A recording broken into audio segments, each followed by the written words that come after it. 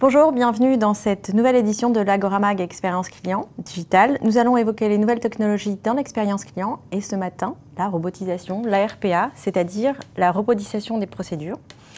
Que peut-on attendre? Quels sont les écueils à éviter? Et pour en parler, je reçois donc Éric Adrian. Vous êtes directeur général de UiPath France.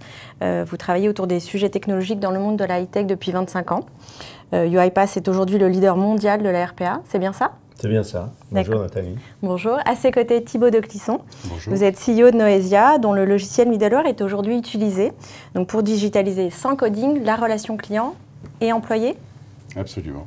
D'accord. Donc, pourquoi aujourd'hui on parle de la robotisation dans l'expérience client? Qu'est-ce que ça vient faire là? C'est presque une évidence parce que quand on parle de la relation client, c'est avant tout une relation humaine. Et si vous prenez l'exemple d'un conseiller bancaire, par exemple, souvent il va passer son temps à faire beaucoup de tâches qui pourraient être faites par un assistant ou un robot, au lieu de se concentrer vraiment sur la réelle valeur ajoutée que peut avoir donc son face-à-face avec son client. Et pourquoi on en parle aujourd'hui? Est-ce qu'il y a une technologie qui a fait changer les choses? Des technologies. Oui, alors des technologies. On a aujourd'hui l'intelligence artificielle, donc, puisque le RPA est complètement basé sur l'intelligence artificielle. Et ces technologies ont permis de faire aujourd'hui des choses que l'humain faisait auparavant. Et aujourd'hui, on sait le faire grâce à l'intelligence artificielle. D'accord. Pouvez-vous nous parler justement de cette intelligence artificielle autour de la robotisation? On est rentré dans un monde de changement permanent, dans lequel le dynamisme des entreprises, le dynamisme des éditeurs permet de produire des contenus qu'on n'imaginait pas hier. Mais pourquoi? Savez-vous qu'aujourd'hui, vous seriez capable de me parler, vous allemand, moi français, nous pourrions nous comprendre avec des écouteurs qui traduiraient en temps réel ce que vous dites et que j'entendrai. À l'ONU, ils font ça déjà depuis longtemps. Non, temps réel. Qu'est-ce qui a changé? Sans humain. Sans humain, d'accord. Sans humain. Et donc ça, c'est quelque chose d'absolument extraordinaire. Savez-vous qu'en 2021, c'est demain. C'est demain. En 2021, l'intelligence artificielle sera capable de répondre par la voix de manière plus pertinente que l'homme sur des sujets bien maîtrisés et bien centrés sur une problématique particulière. Et est-ce qu'on est mature réservation sur d'un cette restaurant, technologie? par exemple, ou on parlait d'un restaurant tout à l'heure. Réservation d'un restaurant, voilà, pour trouver un restaurant, à quelle date, quelle heure, etc. L'intelligence artificielle sera capable de vous donner ce type de réponse. Donc il se passe des choses absolument radicales. La question est de savoir comment l'entreprise doit prendre ces projets, comment elle doit les construire, sachant qu'aujourd'hui, dans les projets d'intelligence artificielle, ils durent en général 2 fois plus longtemps que ce qui était prévu, et dans 70% des cas, ce sont des échecs. D'accord, mais pourquoi justement, on commençait justement avec ces questions, quels écueils à éviter? Est-ce qu'il faut parler de technologie? Est-ce qu'il faut parler de projet? Est-ce qu'il faut parler d'objectifs? Il faut commencer petit. Petit. Il faut commencer petit et trouver le moyen de croître rapidement. Il faut avoir une approche dans laquelle chaque étape est franchie férocement, mais en commençant et en mesurant très bien ce que l'on met en œuvre. Il faut aller dans ces domaines-là. Il faut y aller vite, mais il faut s'assurer du succès. Sinon, on a des grands projets qui n'aboutissent pas et qui sont de c'est compliqué de dire ça. Non, c'est un peu la différence. Alors, en fait, c'est un peu la différence entre faire de l'intelligence artificielle et se servir de l'intelligence artificielle. Beaucoup de gens parlent de l'intelligence artificielle, mais ne savent pas trop ce que ça veut dire. En fait, on utilise des technologies d'intelligence artificielle pour différentes choses.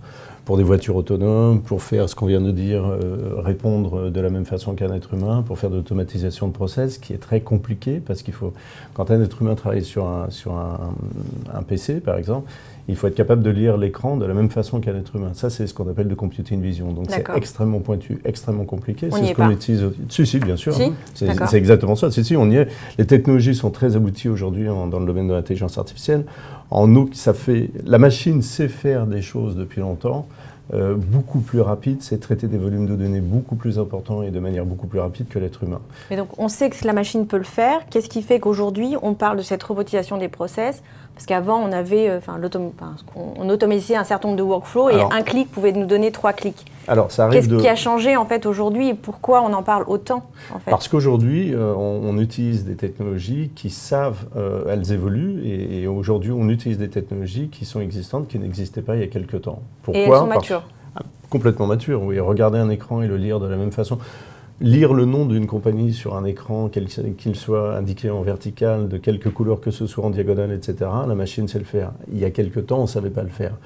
Pourquoi il y a eu cette émergence soudaine? Ça vient de plus loin, ça vient du fait que le cloud a permis à chaque société, aussi petite soit-elle, d'utiliser effectivement des technologies que seuls les grands groupes étaient capables d'utiliser parce que les moyens étaient énormes. Aujourd'hui, vous pouvez louer uniquement de la puissance et donc faire des algorithmes d'intelligence artificielle, même si vous êtes une petite société.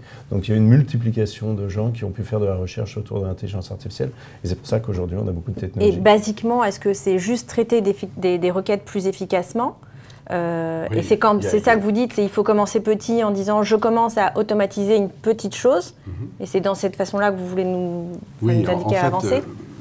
L'idée, c'est surtout de maîtriser son sujet, de savoir quelles sont les valeurs tangibles et intangibles qu'on va en générer. Qu'est-ce qu'on cherche à obtenir à partir de cette mise en œuvre de solutions. Une meilleure expérience client. Meilleure expérience client, et ça veut dire quoi? Et comment on la gère? C'est très important de voir quelle est la vision de l'entreprise, comment cette stratégie s'applique aux différents projets. Mais globalement, oui, la technologie vous permet aujourd'hui de capturer, structurer, distribuer de l'information de manière intelligente, d'avoir du just-in-time learning, par exemple. C'est-à-dire vous permettre, quand on parlait tout à l'heure de personnes qui sont en relation avec des clients, vous avez 300, 500, 1000 personnes qui répondent à des sollicitations clients, par exemple. Eh bien, il y a des variations très fréquentes de rentrée d'effectifs, compte tenu de la période, compte tenu du fait que ce n'est pas forcément une activité très facile. Et donc, les formations sont lourdes. Et en plus, la qualité rendue aux clients, dans l'échange. Ça réduit cette formation-là. Si vous arrivez à donner une information totalement en ligne avec la requête par reconnaissance de la voix, par information directe venant d'un chatbot, et que vous arrivez à distribuer la bonne connaissance, la bonne réponse à la problématique, et avoir une approche pas à pas qui permet de résoudre la problématique du client, alors c'est gagnant pour le client et c'est gagnant pour l'entreprise. En fait, on parle maintenant d'intelligence augmentée. Pourquoi? Parce qu'on met au service de l'humain une technologie associée qui va lui permettre d'être plus pertinent, d'être plus décontracté, de traiter des cas plus complexes et donc d'arriver à satisfaire au mieux la problématique de son client. On parle d'outils ITSM. Est-ce que ça vous parle? Est-ce que vous pouvez nous aider à comprendre ça? L'ITSM, c'est très différent. En fait, l'ITSM sont les outils de gestion de systèmes informatiques de l'entreprise. Là, on est dans un autre domaine. Donc ça veut dire qu'on rentre dans les ERP, on interagit avec les ERP ou ça... On est sur deux sujets différents. Hein. D'accord. Quand on parle de RPA, ça veut dire Robotic Process Automation. Oui. Ça veut dire qu'on automatise des process que l'être humain fait aujourd'hui parce qu'il passe beaucoup trop de temps à faire ça. D'accord. Ça, c'est très bien. Voilà, ça fait partie de ces missions aujourd'hui. Et on essaye d'enlever cette partie robotique de l'être humain. C'est pour ça que je ne suis pas tout à fait d'accord avec ce qui vient d'être dit. Nous, c'est le contraire. C'est-à-dire que si vous voulez, il est important de le spécifier parce qu'on n'est pas forcément sur les mêmes domaines non plus. Donc je comprends ce que dit Thibault. Pour nous, c'est plutôt le contraire. Quand on fait un projet, il n'a de sens que s'il est décliné au niveau d'une entité, quelle que soit cette entité, une business unit, un département ou la totalité de l'entreprise. Parce que quand vous allez équiper, par exemple, on revient sur des conseillers bancaires, parce que ça parle à tout le monde sait ce que c'est. Quand on a un conseiller bancaire, il faut mettre cette solution-là sur la totalité des conseillers bancaires. Ça ne sert à rien de le mettre sur un ou sur deux ou sur trois, ça n'a pas de sens. C'est comme si vous équipiez des gens avec une suite Office de chez Microsoft et que vous équipiez uniquement 2 personnes au lieu d'équiper toute l'entreprise. Ça ne veut rien dire.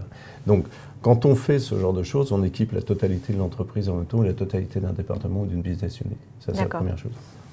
On est bien en phase. Donc je m'exprime mal. D'accord. C'est plutôt de dire on fait pas à pas cette robotisation. C'est plutôt la logique de croissance dans le de la robotisation. Mais évidemment, il faut adresser la problématique globale. On est d'accord avec Eric. C'est important. Mais effectivement, donc en fait, l'idée, si on revient sur la problématique du client, comment est-ce qu'on la résout aujourd'hui? Quels sont les outils qu'il a à sa disposition? Il peut aller sur un site web, il peut utiliser son mobile, il peut utiliser son mobile. On est tout le temps connecté et tout le temps avec quelque chose dans les mains. Voilà, il a son chatbot. Encore une fois, c'est cette expérience client. Alors, j'ai l'impression qu'on parle beaucoup aussi d'expérience salariée finalement, donc c'est plutôt pas mal parce que la symétrie des attentions, elle est aussi très cohérente. Pas simplement dans la relation et dans l'expérience client. Non. Mais vous avez comme si vous adressiez les deux sujets de façon... On adresse fatalement les deux sujets. En fait, ce qu'on voit, en fait, il y a 1 an, on a démarré le RPA. Quand on a discuté avec les clients, c'était vraiment de l'automatisation de process. Aujourd'hui, on a changé complètement d'angle. Et ce que vous je avez dis, déjà pivoté. Non, pas nous, on n'a pas pivoté. C'est l'état d'esprit qui a pivoté. C'est-à-dire que vous prenez la totalité des sociétés du CAC 40 aujourd'hui, elles vous disent le RPA, c'est un des 3 facteurs clés de succès pour faire ma transformation digitale. Pourquoi ? Parce qu'aujourd'hui, on a ces sociétés qui peuvent toutes se trouver ce qu'on appelle ubérisées, c'est-à-dire disruptées sur leur marché. Bien sûr. Et toutes les sociétés aujourd'hui travaillent avec des cabinets de stratégie pour savoir quelle est l'étape 2 que je vais emmener. C'est-à-dire, je suis là, où est-ce que je vais demain, de manière, c'est quoi mon nouveau métier demain, pour ne pas me retrouver en difficulté parce que je n'ai pas vu le coup arriver. Et c'est l'expérience client qui va changer ça ? Oui, non, pas uniquement, mais pour faire ça, il faut faire une mutation. On parlait des employés. Pour faire ça, il faut faire une mutation. Il faut être capable donc de garder le plus possible la totalité des gens de l'entreprise, mais les faire muter sur quelque chose de différent. Ça veut dire pour ça, il faut les former. Pour les former, il faut leur dégager du temps. Et pour leur dégager du temps, on utilise le RPA pour leur enlever toute la partie robotique des tâches qui sont génératrices soit de burn-out parce qu'on n'arrive pas finalement à faire son métier, mais et on passe son temps à faire agréable aussi, hein, soit bore-out. D'aider les gens et de... Voilà, donc s'ennuyer. Donc c'est pour ça que le RPA est considéré aujourd'hui comme une technologie qui est extrêmement importante pour la transformation digitale des sociétés. Et c'est pour ça que tout le monde y va. Et encore une fois, j'ai l'impression que vous parlez beaucoup effectivement de ceux qui vont utiliser et pas de ceux qui vont recevoir, c'est-à-dire le client qui... Il y a les deux. Est-ce que le client le voit, le client ne le voit pas et c'est transparent, et finalement, c'est pas tant l'expérience client qui est changée, c'est l'expérience utilisateur de ceux qui vont répondre à ses clients. Prenez l'exemple de quelqu'un qui est au téléphone et qui va répondre à la problématique de son client. Il a aujourd'hui 6 à 10 écrans différents pour traiter du problème. Il ne les connaît pas forcément très bien. Donc il va vous mettre en attente. Il ne va pas forcément résoudre votre cas. Il va essayer de remplir les informations dans les différents écrans. La robotisation de ces liens va lui rendre très fluide ce parcours sans qu'il ait besoin de se poser la question de savoir dans quel outil il doit mettre en place. Donc ça va simplifier énormément sa tâche. Et vous avez énormément de points comme ça qui sont des points qui vont permettre à la personne qui est en relation avec le client de traiter plus rapidement son cas, de satisfaire la personne qu'il a en face de lui. Sur une compagnie aérienne, voilà, dans le même exemple, on est passé de 30 minutes à 3 minutes pour renseigner les clients quand c'est... 30 minutes, c'était quand même très long. Hein.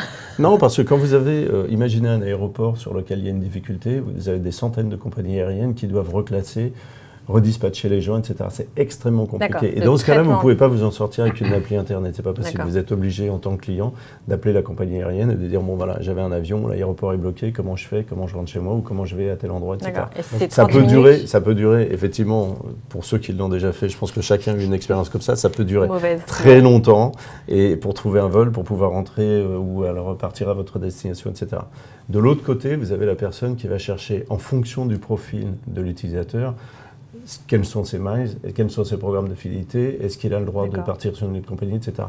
C'est un travail titanesque de l'autre côté et multiplié par le nombre de passagers qu'il peut y avoir. Vous imaginez tout de suite la somme d'informations qu'il y a à traiter pour une personne de l'autre côté. Humaine. Si elle est assistée, pour une personne humaine, si elle est assistée par un assistant ou par un robot, elle va être capable d'avoir une pertinence, d'abord une rapidité bien supérieure et une pertinence en termes de réponse qui va satisfaire de l'autre côté l'utilisateur, le client.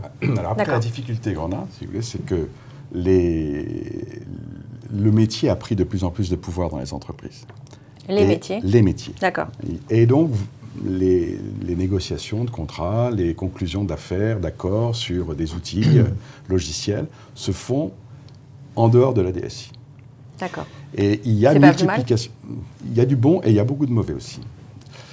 Et du coup, ce qui est en train de se passer, c'est que vous avez, par exemple, dans une même entreprise, 5, 6, 7 chatbots qui, par rapport aux différentes directions, ont été mis en œuvre, qui ne disent pas forcément la même chose aux clients. Oui. Et on demande maintenant de plus en plus à la DSI, et ça a du sens, de remettre de la cohérence dans cet ensemble. Et d'essayer de trouver des moyens de fédérer un peu l'information qui est envoyée aux différents outils. D'accord. Et l'idée, c'est vraiment de s'assurer qu'il y ait une vraie collaboration entre les métiers et les DSI pour s'assurer que les technologies attendues par le client, qui sont certes le téléphone, mais maintenant on écoute même plus les messages, ou très peu. Par contre, les SMS, on y répond tout de suite. Donc, on a une habitude de traitement qui est beaucoup plus rapide. On attend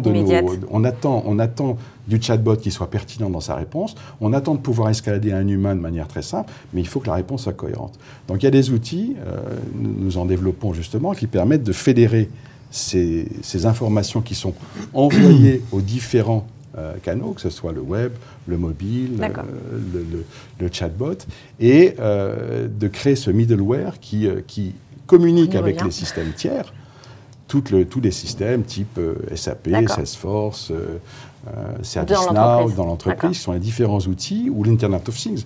Demain, on pourra appeler de son frigidaire. Super, on va terminer là-dessus. Ça me va très bien. Alors moi, j'avais noté effectivement que tous ces projets et toute cette automatisation rendaient plus complexe et plus coûteux pas mal de choses du quotidien. Et finalement, vous avez complètement changé mon prisme avec cette émission. Donc je vous remercie beaucoup pour ce débat passionné. On n'a pas parlé outils, on n'a pas parlé logiciel, on n'a pas parlé technologie, on a parlé expérience, on a parlé salariés, collaborateurs, et de effectivement gagner sur cet esprit-là et d'accompagner, de mieux accompagner tous ceux qui travaillent avec nous et pour nous. Donc merci en tout cas pour ce débat passionné. Nous espérons qu'il vous sera été utile autant qu'à moi. À très bientôt sur l'Agora-Mag Expérience Client. Gardez votre esprit ouvert et votre esprit critique. À très bientôt. Merci messieurs. Merci Nathalie.